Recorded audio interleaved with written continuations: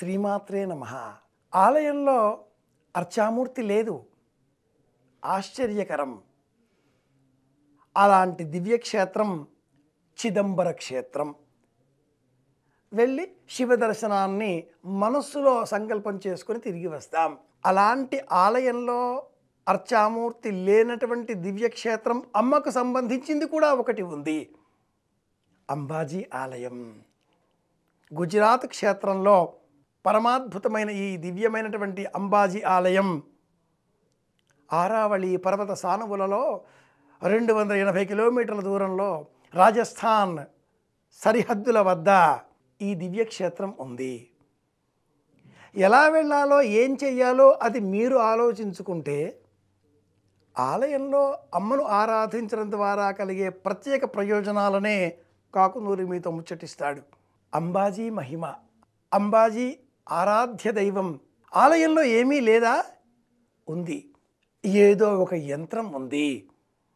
నేటి వరకు ఆ యంత్రాన్ని ఎవరు చిత్రంగా కూడా ఛాయాచిత్రంగా కూడా చూచిన వారు కంటితో చిత్రించే ప్రయత్నం కూడా చేసే సాహసానికి ఒడిగట్టలేదు. ఎందుకంటే ఆలయంలో అర్చన చేయడం కోసం వెళ్ళేటటువంటి ఆ అర్చకుడు సైతం కన్నులకు వస్త్రం కట్టుకొని చూడకుండా ఆలయంలోనికి వెళ్ళాలి.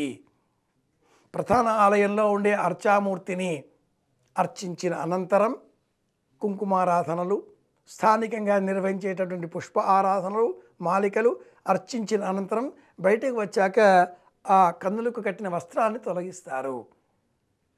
మరి మనం చూచేది ఏమిటి? ఆలయం వెలుపల ఉన్నటువంటి దీపం. నేటి వరకు ఏ ఆలయంలోనైనా అర్చామూర్తి చిత్రపటం ఇంతవరకు సేకరించబడలేదు అంటే ఆ ఆలయం ఒక్క అంబాదేవి ఆలయం మాత్రమే. ఎందుకు ఇంత ప్రత్యేకం? గుజరాత్ రాజస్థాన్ సరిహద్దులలో రాజస్థాన్కి చాలా దగ్గరగా ఉన్నటువంటి ఈ క్షేత్రం ఆరామఘడ్కి 20 కిలోమీటర్ల దూరంలో ఉండే ఈ దివ్యక్షేత్రం వేలాది మంది లక్షలాది మంది భక్తులు ఈ కొండలను అధిరోహించి అమ్మను దర్శనం చేసుకుంటూ ఉంటారు. ఇక్కడ క్షేత్రం ఎలాంటిది అంటే 108 దివ్యక్షేత్రాలలో అష్టాదశ శక్తిపీఠాలు దేవీ పురాణం వర్ణిస్తుంది. 54 దివ్యక్షేత్రాలు దేవీ భాగవతం వివరిస్తుంది. 21 దివ్యక్షేత్రాలు కాళీ పురాణం వర్ణిస్తుంది. ఆ 21 దివ్యక్షేత్రాలలో 21వ క్షేత్రం ఈ అంబాజీ క్షేత్రం. ఇక్కడ మహేశ్వరి సతీదేవి యొక్క హృదయం పడింది అనే విశ్వాసం. స్థానిక కథనం ఇలా తెలియజేస్తుంది. యాదేవి సర్వభూతేషు చేతనేత్యభిధీయతే. గుండె కట్టుకునే వేగం ఒకటి ఉంటుంది. 72 సార్లు కొట్టుకోవాలి 60 సెకండ్లలో. ఈ 72 అన్న సంఖ్య రెట్టింపుగా చేస్తే 1440 అన్న సంఖ్య వస్తుంది. ఒక రోజులో ఉండే 24 గంటల కాలాన్ని 60 సెకండ్లతో 60 నిమిషాలతో గుణిస్తే వచ్చే సంఖ్య కూడా 1440.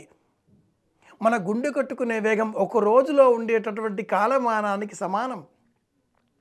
1440 సార్లు ఒక్క రోజులో ఈ గుండె స్పందిస్తుంది. ఆ గుండె ఇలా లబ్ డబ్ అని కట్టుకోవడాన్ని మనం గమనిస్తే ఈ ఆలయంలో కూడా జ్యోతి అదే విధంగా ప్రకాశమానంగా జీవాజ్వల్యమానంగా వెలుగుతుంది.